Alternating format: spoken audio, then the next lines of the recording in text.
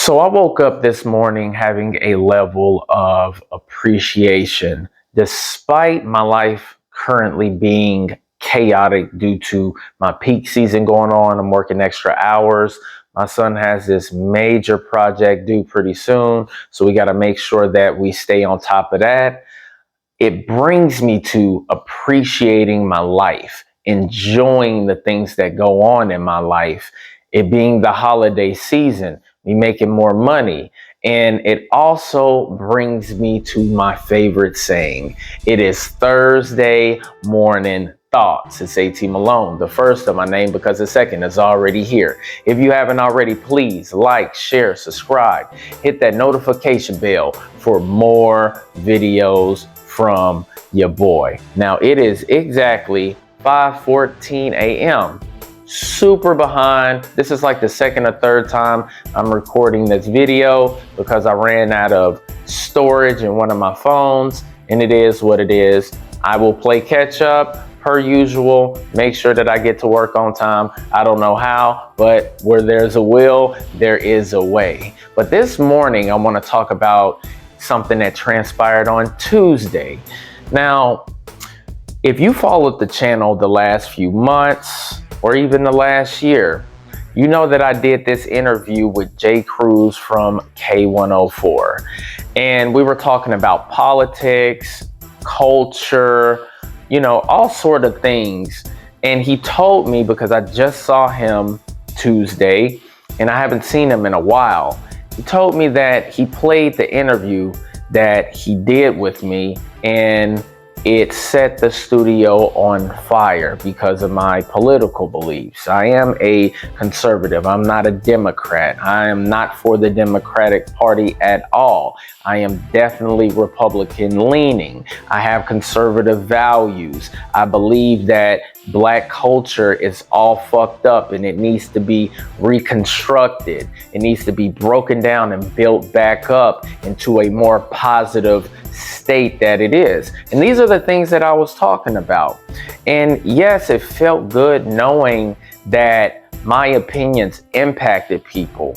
But the main thing about that whole situation was this. When you stand firm in your beliefs and you don't deter from them, regardless of what society thinks, what people think, your family thinks, maybe your significant other thinks, and you just don't give a damn about what they say because you believe what you believe in, that is powerful. And when your opinions and your thought process can impact people, give them a different point of view, that is impactful. And that's what we need to do. Instead of us going out here being ignorant, doing a whole bunch of stupid stuff that doesn't matter, that's going to land us in jail, or it's going to impact people in a negative way, you got to look at trying to impact people in a positive way. Yes, some things that you say might make people feel uncomfortable. They might disagree with you. They might debate you, argue with you. That's just part of the game. It's the nature of the beast, especially when you are coming from a place that is out of the norm. See, we're very tribalistic in our ways. And when you start separating yourself from the tribe, you're going to be ostracized. You're going to be considered the black sheep. Some people are not going to like you. They might disassociate with you. They might act like they don't know who you are completely because they don't want to ruffle the feathers of the powers to be, or make them uncomfortable, or be guilty by association. I've lived that experience for a very, very long time.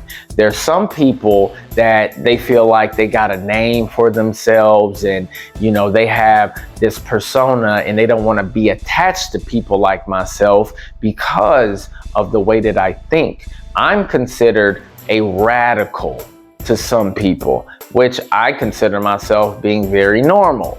I have rational thinking. My thought process is not crazy. But society will trick other people to making you think that you're the crazy one, you are the radical one, you are the problem in society. This is why a lot of people look at the red pill, which I don't even call it red pill. I call it realistic, okay?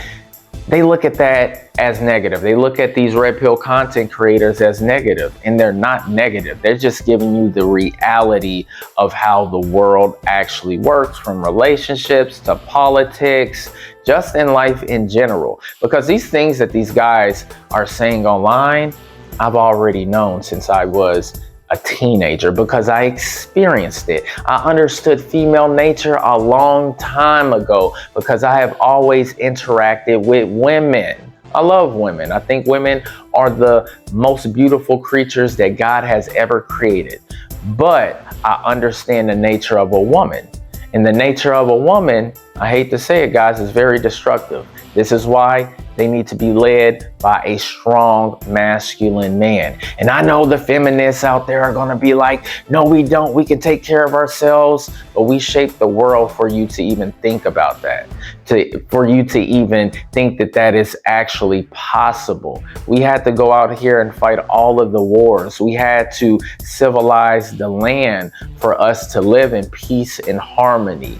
We had to become the apex predator on this earth in order for you to have that. We had to allow you to have the necessary freedoms to vote, have bank accounts, and do all of these things, right? But they'll look at that as like, oh, you're a misogynist. No, I love women. I love my mom. I love my lady. Women are beautiful. I enjoy being around women, okay? So no, this is just the reality of the world. And we have been tricked by the media, even our parents sometimes, that we're not supposed to look at things from a objective point of view. We're supposed to follow the leader. We're always supposed to listen to the news and think the news is 1000% accurate when it's not. That's a lie.